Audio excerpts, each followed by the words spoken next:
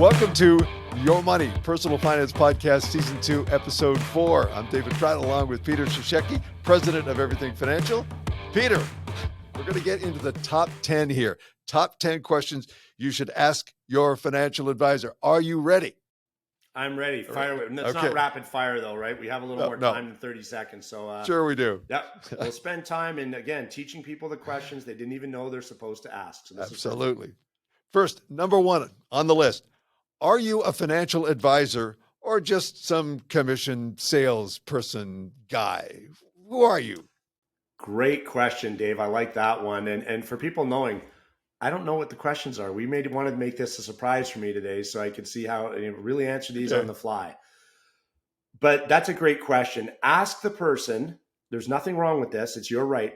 Ask the person how they're being compensated for what they're doing. First off, ask them for their credentials. Are they a registered financial planner? A registered financial planner, they have to be fully transparent. A registered financial planner has to let you know how they get paid, how they're being compensated. Is your financial advisor getting commission? And there's nothing wrong. People have to make a living. And people think I'm like poo-poo on people making commissions, and not. We do some products that we make commissions on. We just disclose it. That's where the true thing is. Is your financial advisor disclosing everything? That's the key. So ask them for their credentials, because unfortunately, and this is going to change, this is changing in Canada, you can't just throw around the term, well, I'm a financial advisor. Well, anyone can advise. It's a kind of blanket term, right, Dave? I'm a financial advisor. I'm a financial planner. I'm a whatever. But ask them, are you a registered financial planner? Registered financial planner is a designation, hard to get, well earned, but it's like a PhD in financial planning. I mean, registered financial planners, and I know quite a few good ones across the country, but they literally sole focus is on solution-based financial planning. They are doing planning, not just selling a product. If you go to a person who's just, their full solution to your financial plan is selling you a bunch of mutual funds, that's okay if that's what you want, but they're just selling you a product, and it takes way more. Retirement is not based on maximizing your RSPs. Oh. So the person at the big institution, when you walk into those little wickets, the counters, what are those people called on the other side? What's their name? Come on, Dave. I just go, hey, you. I'm sorry. They're a teller. Yes. Because they're a teller. They're not a listener. Right, Dave? You like that, huh? So ask the person for their designations to know that they're a registered financial planner. There's also the certified financial planner designation. Yeah. Some of those, well, let's try and be fair. How about you do this? Okay. Ask the person to see example of some of their financial plans, and then have a look. Are they financial plans, or are they just financial projections? Because guess what? You can go on that internet thing, that Google thing, and you can do your own financial projections. You don't need anyone to do those. So if a financial plan consists of put away this much money, save it for this long, earn this much in interest, and here's what you're going to have, that's not a financial planner. That's a financial salesperson giving you projections. Yeah. Well, financial planners will provide solutions in the full plan. But for me, it's just don't get emotional about it. You know what I mean? I mean, this is money, and you can't get emotional. Great comment. What have we been saying together on the air, Dave, for years? You never, ever, ever make an emotional decision about money, because you always make the wrong decision. We talked about this in an earlier episode. Sure. You overpay. You spend.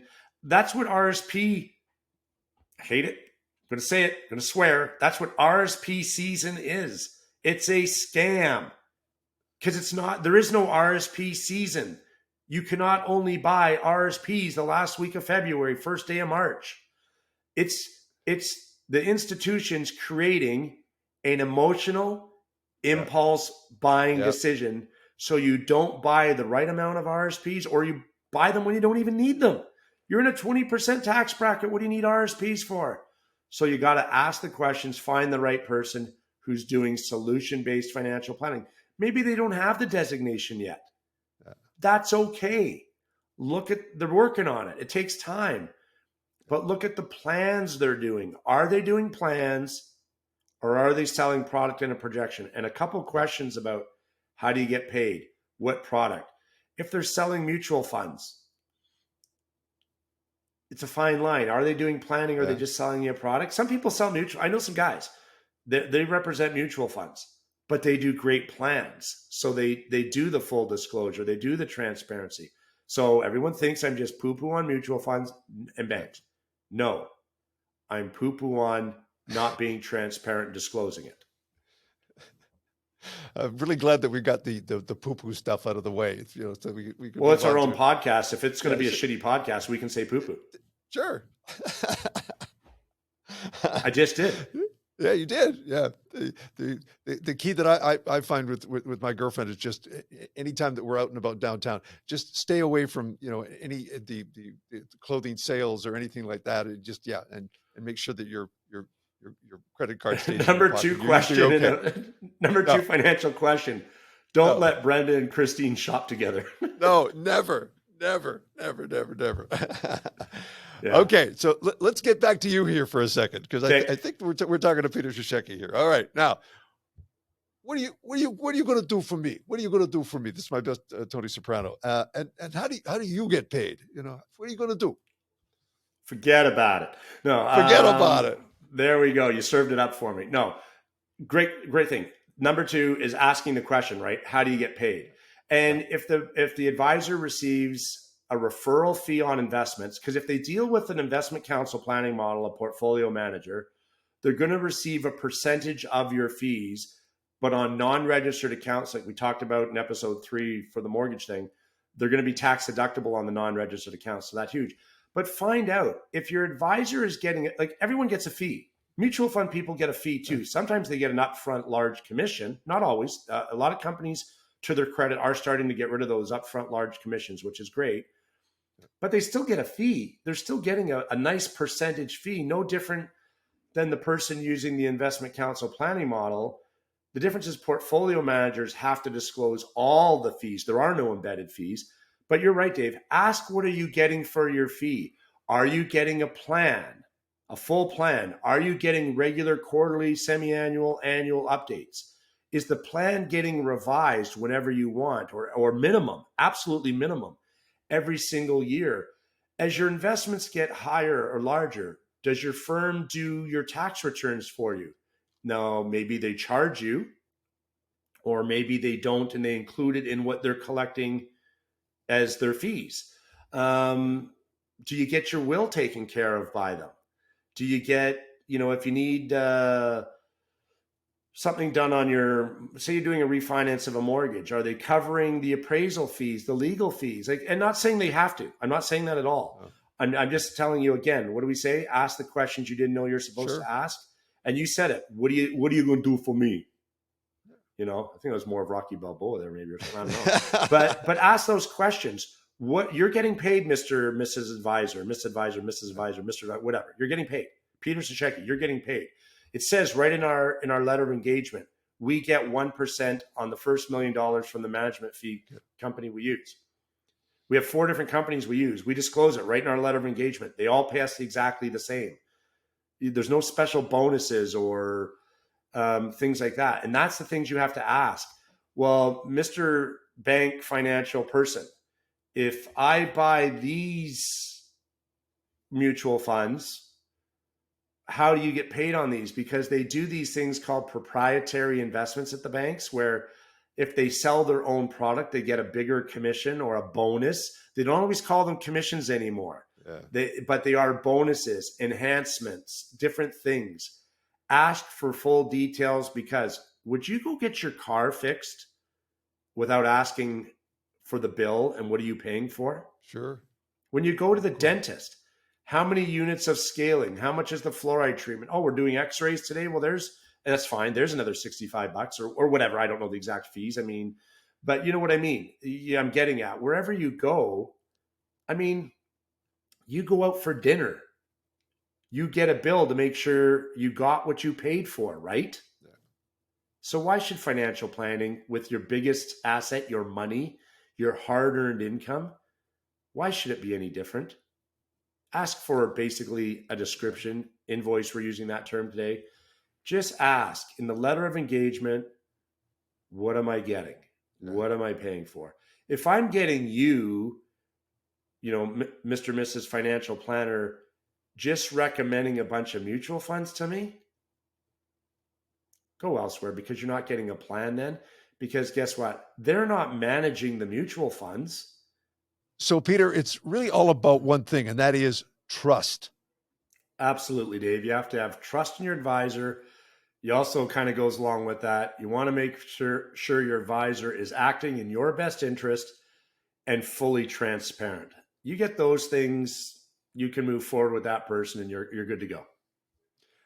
It's not just about sales. And again, I do want to draw the comparison between making a pitch and that most important word, again, getting back to trust. Yeah.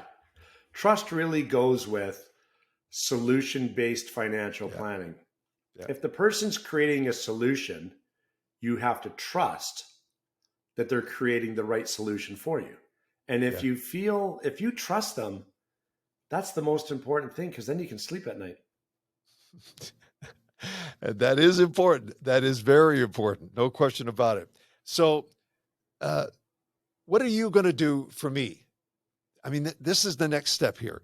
And, how do you get paid? Because, I mean, we're talking about money, and how it gets cut up is a very important part of that element of trust that we just talked about. Yeah, I mean, there's referral fees, there's commissions, there's Yeah. commissions on insurance. You might get paid a fee on a mortgage. Long as it's disclosed, that's the most important thing. Disclosure, like I said earlier, what did I say? Transparency. You want complete transparency. We've talked earlier, past episodes, this episode even, we mention all the time, you hear me mention this so often, the portfolio managers. The portfolio manager is a fiduciary. They don't answer to me. They don't answer to the advisor. They answer to you, the client. They have to, as a fiduciary, meaning doing what's in your best interest, not what pays me. That's the key part of the plan. And there's where the trust really comes in, because the fiduciary, the portfolio manager, has to disclose every fee. That's my big thing.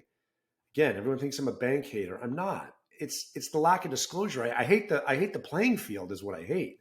The playing field in Canada is not fair, where they don't have to disclose everything, but portfolio managers do. Now, the benefit is you get to tax deduct those fees on certain plans. We've talked about that. But it's the trust thing. And why do people not trust the banks in Canada? And there's a lot of great people I know who work for banks. Yeah. There's a lot of good people in every industry for that matter. But it's the institution they're in where the trust in a lot of cases for Canadians is gone.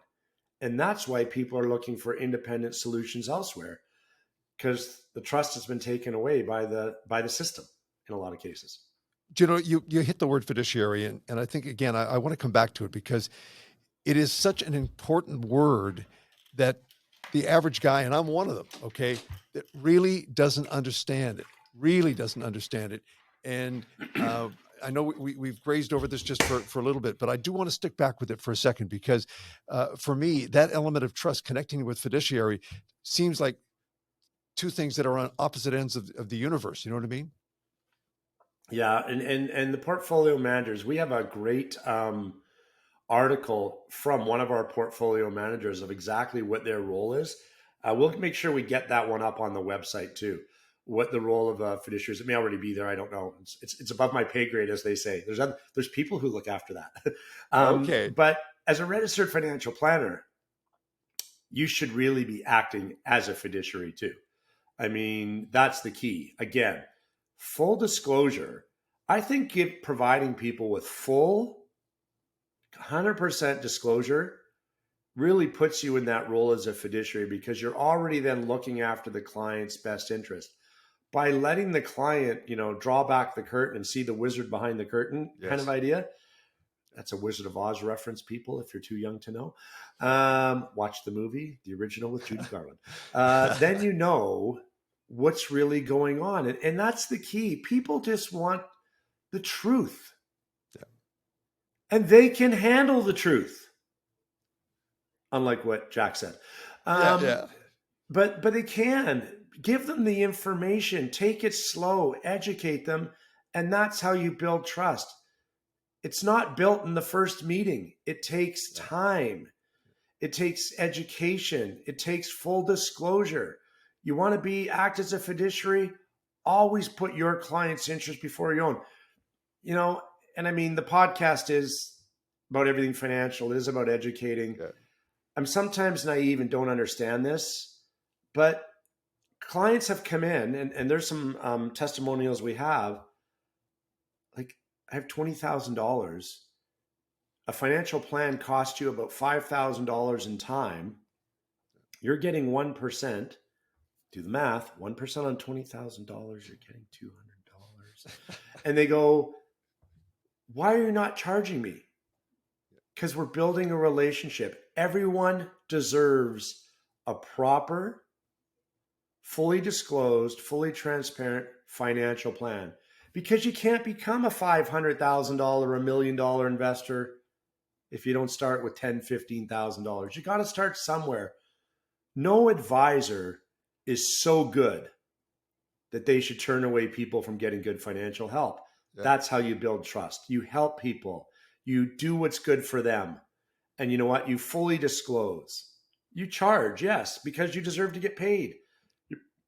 You're putting a ton of time in, a ton of effort in. You have a team who's helping the client.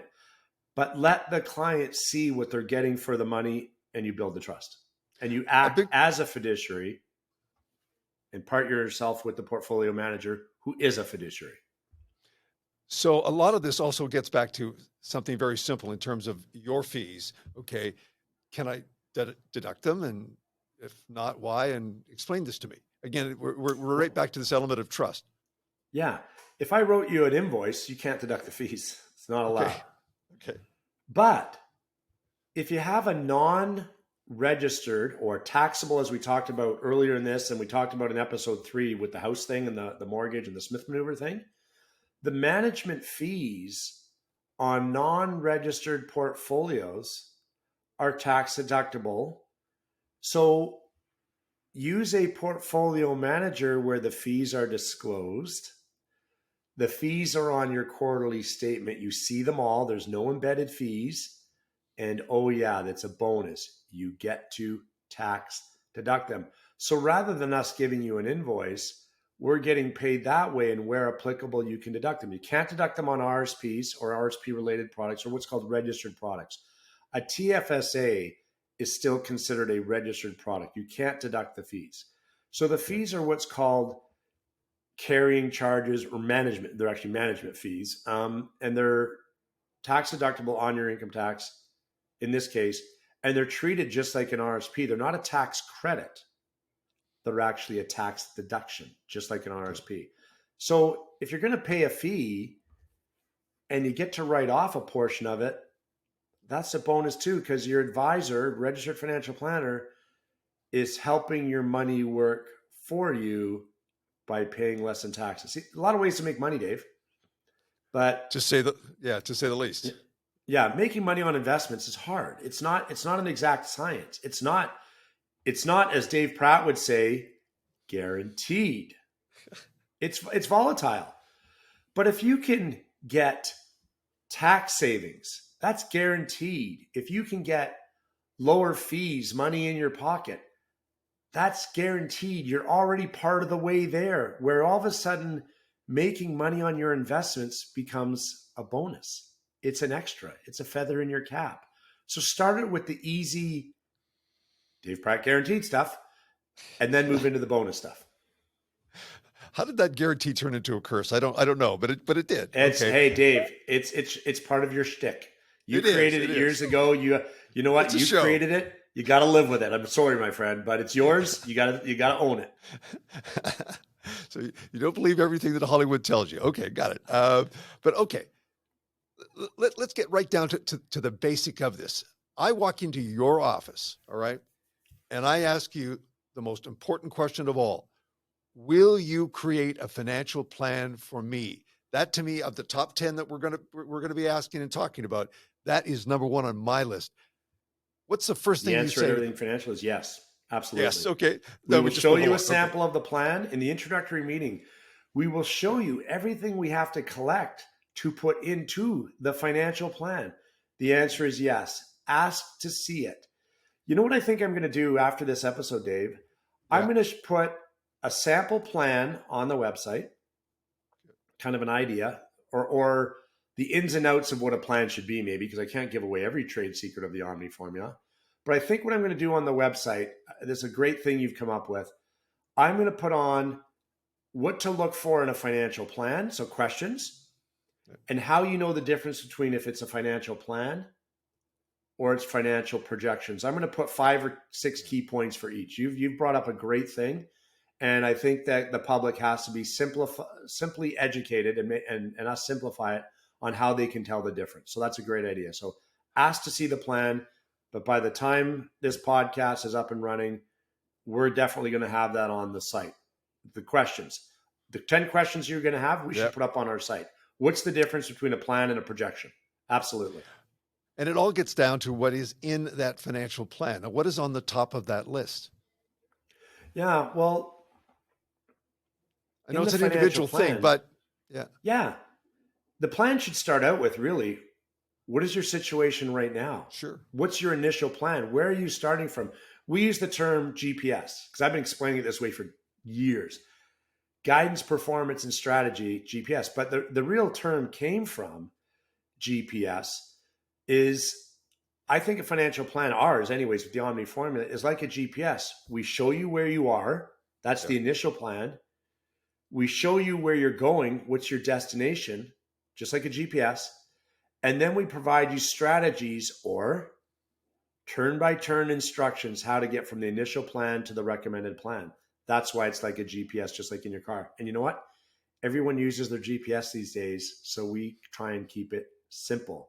So it's your money, empower you. You will understand it if it's kept simple. The advisor does not need to talk down to you or talk over you. They need to do anything but. They need to simplify everything so you understand it. And that gets to my next question, which is, when we're having this conversation, is my voice heard? Well, if you go into the big institution, apparently not, because they're tellers, No, they're not listeners, right? exactly. Your voice needs to be heard. And you know, one of the best ways to know your voice is heard? When you get that summary after the meeting in an email with all the questions you asked and all the answers that were provided, then you kind of know if the person Okay. on the other end of the table is a teller or were they truly listening. We have 2 ears and 1 mouth for a reason, though you wouldn't know it when you listen to me on a podcast because my mouth runs twice as fast as my ears. But trying to pack a lot of information in for people, though. No. But in a meeting, the advisor should be sitting back, asking questions. You give answers, they take notes. You get those notes back, kind of replayed back to you in a summary later on. Then you know if you're being heard. Because a lot of this also has to do with speaking the language. And what is, common for you is Greek to me. Do you know what I mean? That you start talking in words and plans and stuff like that. And all of a sudden, I mean, I'm just leaving, I'm leaving the solar system. How do you make it simple enough for a basic guy who doesn't speak your language to understand what you're doing for me? Well, I'll give you a true story example in a staff meeting from the spring Okay. with all my team. And one member on the team, not to mention their name, but because I'm teasing them about it for sure when they see this, they'll know who they are. Don't worry, you know who you are. Kept using the term HELOC, home equity line of credit. And I said, you can't do that. Well, why? Because you have to assume the person walking in the door just landed from Mars. They don't know what HELOC, home equity line of credit, means. If you're going to use terms, Your job as the advisor is to explain the term first. Here's the most common one of all, Dave. This will blow your mind. Well, I'll give you two because I'm on a roll. Okay. RRSP. People go, well, I don't have an RRSP. I have a mutual fund. Or I have an RRSP. I don't have mutual funds. RRSP, Registered Retirement Savings Plan, is a type of account. That does not dictate what type of investment is in the account. It's just a type of account. It could be a GIC, Guaranteed Investment Certificate. It could be a simple daily interest term deposit. It could be a mutual fund. It could be a portfolio from a portfolio manager. It could be stocks inside the individual stocks that you've bought inside your RRSP. So our job is teach people the difference, like tax-free savings account, which TFSA. Do you know how many people say TSFA? They just get it confused. It's tax-free savings account. But they think, and this happened yesterday, day before we did this recording. A lady came in. Definitely what she should be investing in is a TFSA in her financial situation. 100%. That's the best tax thing she could do for herself right now at this stage. And you know what she said? TFSAs don't make any money. They only pay you 0.25%. And I was flabbergasted. I said, who says? Well, then I saw the poster at the bank. But that's because that's what they're doing is there's the lack of education though, right, Dave?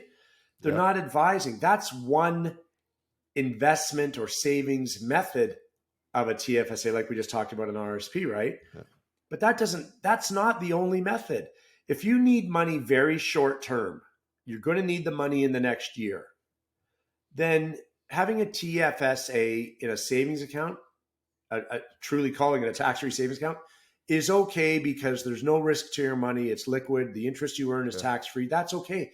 You can have multiple TFSAs.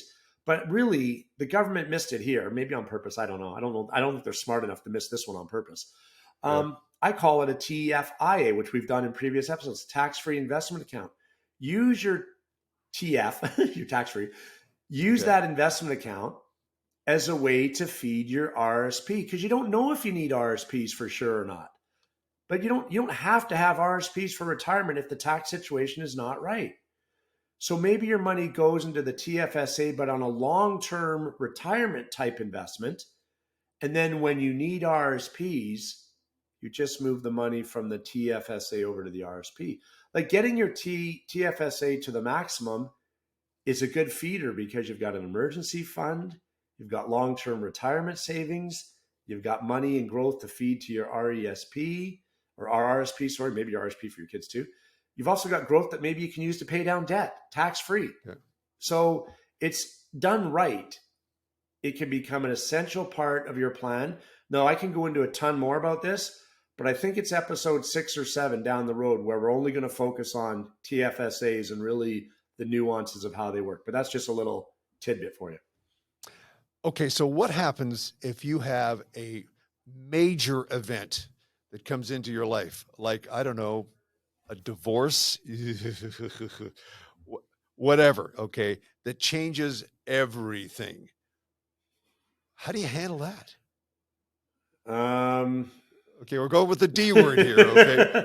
I was thinking of the appropriate answer. Stay on task here. How do you handle that? Well, forget about it. No. Forget about it. What you do that, you really need to, first off, check your emotions and your ego at the door. If you get emotional about this, about money, right? What happens? You make the wrong decision. Thinking you're going to win at all costs doesn't work. You need to both check your egos at the door, go see our friends at Zuckerman Law, but call them first before your spouse does, right? Using Stuart's tagline there, which I agree with. And he's a great guy. We've had him on podcasts in season 1. We're going to have him again in season 2. Yeah. But really look at the way to get out of this with the least financial pain, because otherwise nobody wins. Find your advisor who, can work with both. So maybe they're going to have an associate on the team who works with your spouse and one that works with you once the dust settles. Or maybe you have one of you is going to have to go somewhere else. We have actually quite a few divorced couples One of them's quite a treat. They'll know who they are when they see this. Yeah, They're both retired. absolutely. They come in together sometimes. No, I kid you really? not. It's Wow. it's quite interesting, actually. Shout out to Kathy. I'm going to tell her you have to watch this now, Kathy. But yeah, they've been coming in together for quite a long time. Not always together, but they definitely. You know what? They don't realize it. They're fiduciaries. They may be divorced, but getting back to what a fiduciary is, they truly do have each other's best interests at heart. So when the spouse, the gentleman, had some health problems a few years back, doing well now, great to say, Kathy's the one who helped him out. Kathy's the one who looked after him. Wow. And you know what? Wouldn't it all be great if divorce happened that way? Like, not me though. I haven't talked to my starter wife in probably 6 years. So hey, well, I don't need to. So I don't share anything in common. So I'll take your word for it. But here's the thing that I would look at it. Again, getting back to that fear factor, but do I have to look in the mirror and say, I have to start over? no. I mean, and then you look at your birth certificate and go, okay, I'm this old. How do I start over? I mean, really? No. If you truly, I mean, I didn't know we were going down this road. Shameless plug for Stuart. But if you go to who's a mediator, collaborator, he's got all that stuff he does that he's recognized. If you go to someone proper and you take, again, emotion out of the window and keep the lawyers uninvolved, keep the courts uninvolved, really, you're going to have lawyers to help settle this. But if you can go to a truly trusted mediator who works for both of you and just finds a quick, fair solution, then yeah, you're not starting over because you've got your half and they have their half. Yeah. And two halves make a whole. So but if it's done right, you're doing it fair.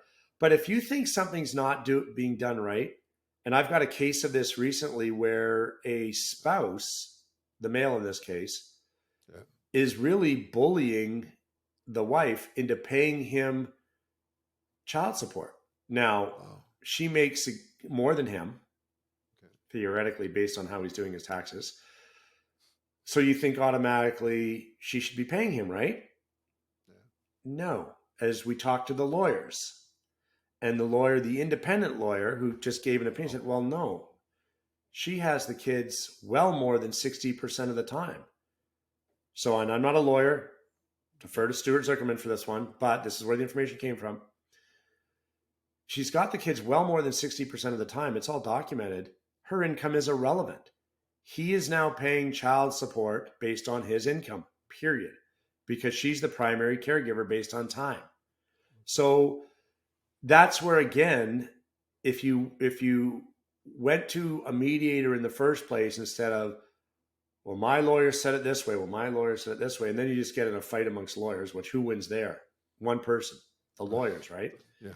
So if you want to empower yourself and look after your money in this horrible case, go to the mediator and see if you can get it done that way, because getting emotional about this, letting your ego get in the way, nobody wins, right, Dave? It's like a lot of people we know, Dave, common people we know who are going for contracts in the NHL, and they let ego get in the way. And what happens?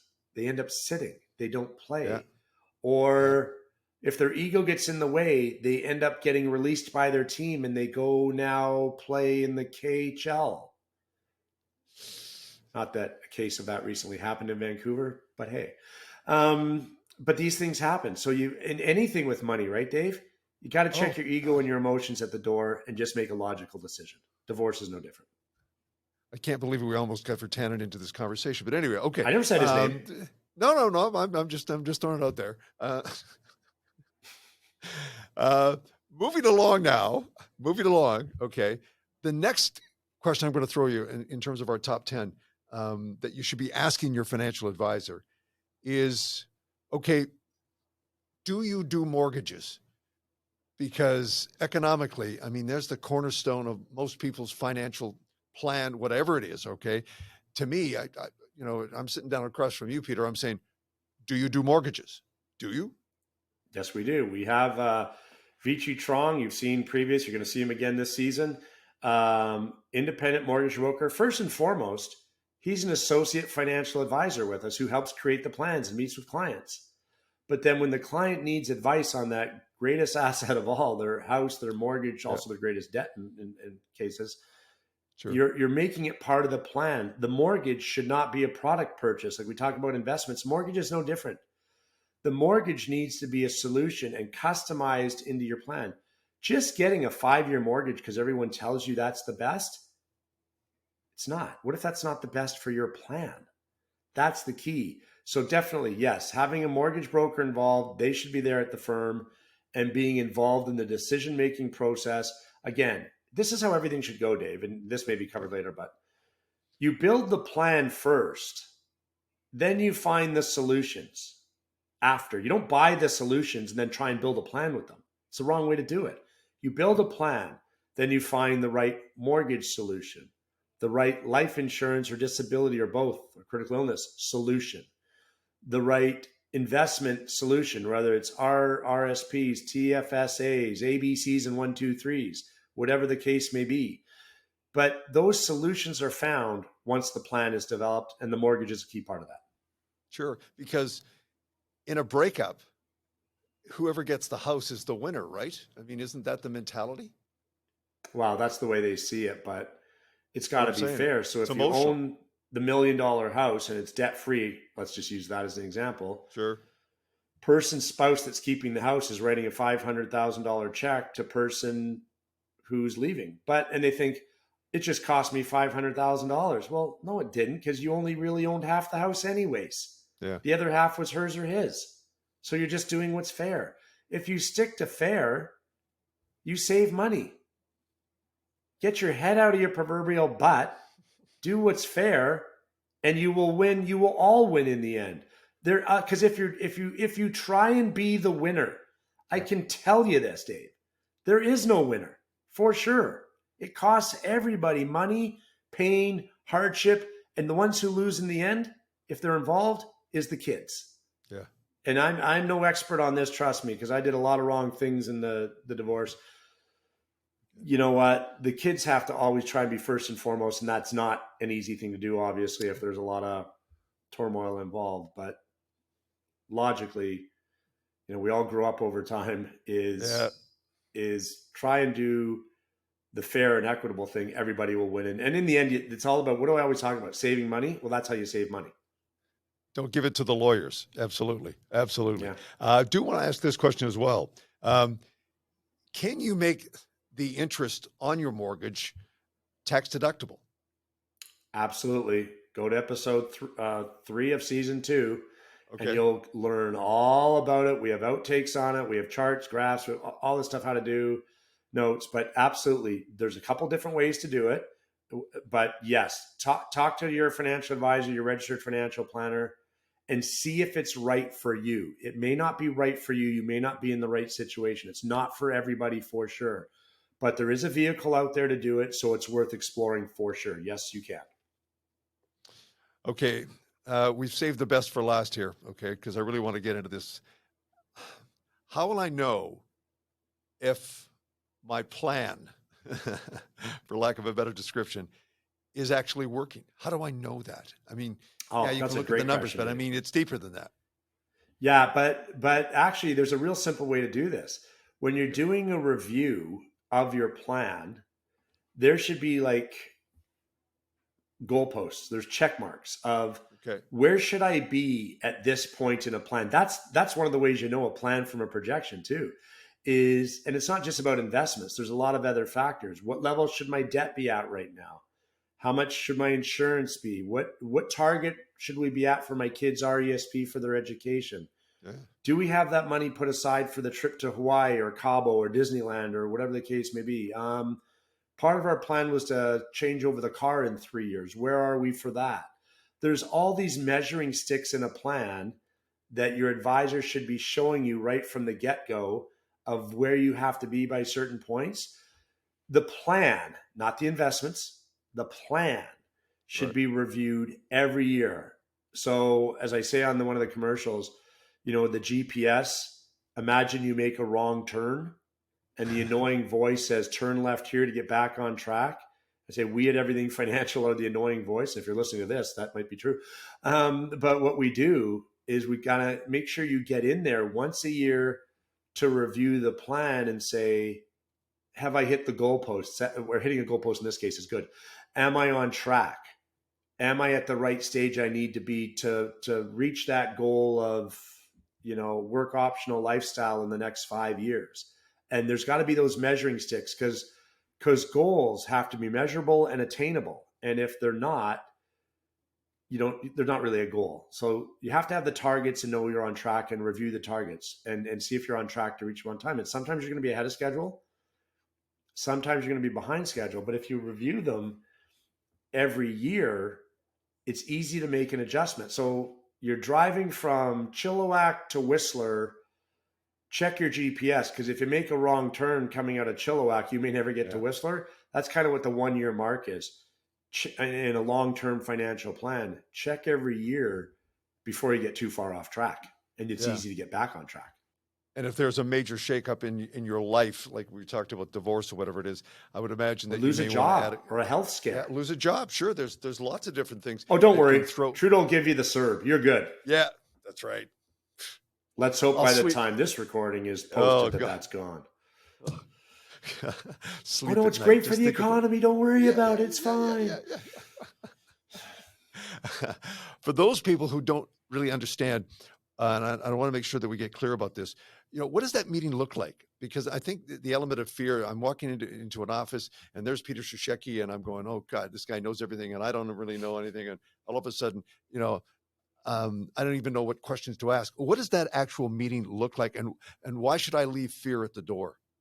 Leave fear at the door because you should, within 10 minutes of that first meeting with me or any other registered financial planner, the fear should go away. They need to recognize what is disturbing you and what parts you're fearful of. But here's the big thing in the initial 2 meetings, really. Knowing where you are financially, good, bad, or otherwise, is way better than the uncertainty and the fear of not knowing at all. That's what your registered financial planner is supposed to do. Take away the fear by being fully transparent about your situation. Because look at it this way, Dave. In my opinion, there's never a reason to worry about anything in life. Yeah. But here's why on the financial things. Here's why.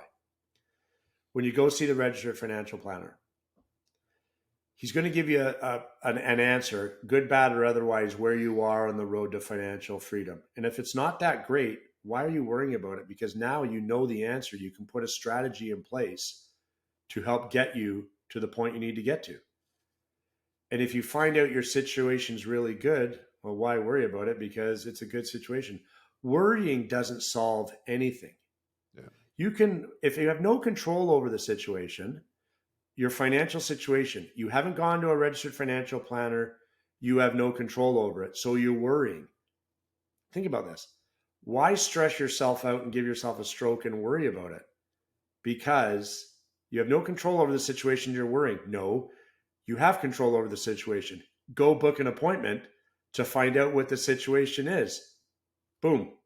Bada bing, bada boom. You've solved the situation. There's no point in worrying. Get help. Period. So see, there's never a reason to worry about anything because if you have no control, all the worrying in the world isn't going to fix it. Yeah. Take control and go fix the situation. Never need to worry. Here's the last thing I'm going to add on that. I mean, because again, we like to think that we shouldn't sweat the small stuff, but it's amazing how fast the small stuff becomes the big stuff. And if you're not clear about something, do you need a meeting? Can you not just pick up the phone and just say, hey, Peter, what about this? Pick up the phone, book a Zoom if you want. Sure. Sometimes the Zoom's good because they might have stuff they need to show you just to proper disclosure. One of the biggest things we get is people's confusion. Now we're talking about plans, but this is part of the plan. Over an investment statement, they'll open it up. They just don't understand them. They're unfortunately not made easy. Go on a Zoom meeting and get them to walk you through how to read it, how to understand it. It's your money. You deserve that transparency. If you're not sure, again, why worry about it? Book a meeting and get clarity. Get to the root of the situation so you don't need to worry about it. That's the key. There should never be a limit with your financial planner on how many times you can see them or how many emails you can send or how many phone calls you can make. That should all be covered in the solution. You're paying money, maybe not directly to them, but they're getting paid from the portfolio manager, or they've made a commission on the mortgage, or they've made money on the life insurance, or whatever the case may be. So you deserve something for your money other than they recommended a product and you're supposed to pay them huge amounts of money for that. There needs to be more than just a product recommendation. There needs to be ongoing advice and solutions. As we say, if you're having one of those Dr. Phil moments, go see your financial advisor. They'll help you very much. So that's what you need to do. And you know what? A lot of times in a meeting, I do feel like Dr. Phil, and I'm fine with that because you're consulting, you're helping people get through the mud, and that's okay. I've known you for a long time. I've never actually seen or heard you do Dr. Phil. So that really impressed me. I was like, wow. I remember, Dave, I am wearing one of the Carnoustie t-shirts today too. So I can do that too. Be like a little leprechaun or something. There you go. Yeah. The other thing There's a lot of things you don't know about me, and that's probably not a bad thing. That's not a bad thing either. That's not a bad thing. It's always leaves room for surprise. That does not surprise me. Surprisingly enough. Anyways, but the key to all this, again, to get that thing kind of comfortable with you, no obligation, right? You know, complimentary meeting first time, and then you can kind of judge for yourself. And I think that's brilliant that you handle it that way. Absolutely. Call one of the offices, any one of the four, book that introduction meeting, and our team is going to send you out by mail, like mail. Something tangible you can hold on to. You don't have to click and look at a screen. Yeah, these days people don't. If I walk in and someone doesn't recognize me, I just put a black frame around my head and say, "Oh, do you recognize me now?" Because that's the way people see you nowadays is on screens, right? But we'll send you an introductory package about what we're all about, what goes into our Omni Formula plan, just to start to educate you on the process with the baby steps. Come in, have an introductory meeting. We go through the big picture of what the plan is. And if it's not a good fit for us or you, no hard feelings. That's what the introductory meeting is for, to see if we're a good fit and compatible. And if I do not want you to select us as a firm if you feel you're not getting your money's worth or I'm not answering the questions. Absolutely not. I want no hard feelings. I want people to find someone they're comfortable with who's empowering them, teaching them to ask the questions they didn't know what they were supposed to ask. And more importantly, your registered financial planner, the team you go to, should be educating you and putting your needs before their needs. That's the most important thing. Yeah. Those are your top 10. And I'll tell you this, I learned a hell of a lot. I'm asking the questions and I'm learning it as we're going through it, but those are the top 10 questions that you should be asking any financial advisor. And Peter, now that I've heard the way you've broken it down, I will sleep tonight, to say the least. But the other thing too that I've got to make sure that I'm comfortable with before I just nod off is we are going to golf again, right? Soon, someday. Oh yeah. Okay. Someday we'll golf again. I just want to get you back down to that good course in Scottsdale, or next season when I'm not homeless, renting, and my house is actually built. We're gonna just go play Big Sky in Pemberton because it's beautiful. The best course in Whistler, people, is not in Whistler. It's in Pemberton. Yeah. And we'll definitely put that on the radar to do that again when we get past this fall weather and we get back into the spring and summer of 2022 and things feel a little more normal. But wait a minute, weren't we saying that in 2020? Oh, it won't be long. Things will be normal again. At some point. Absolutely. Well, we'll look forward to it. And again, thanks for listening and watching on the YouTube. Yeah, they've got the YouTube channel there for you. And always thanks so much for hitting that follow button. Very, very, very handy. Peter, we will talk again soon on season 2, episode 5 of the Your Money Personal Finance podcast. Thanks a lot, Dave. Great to see you. Adios.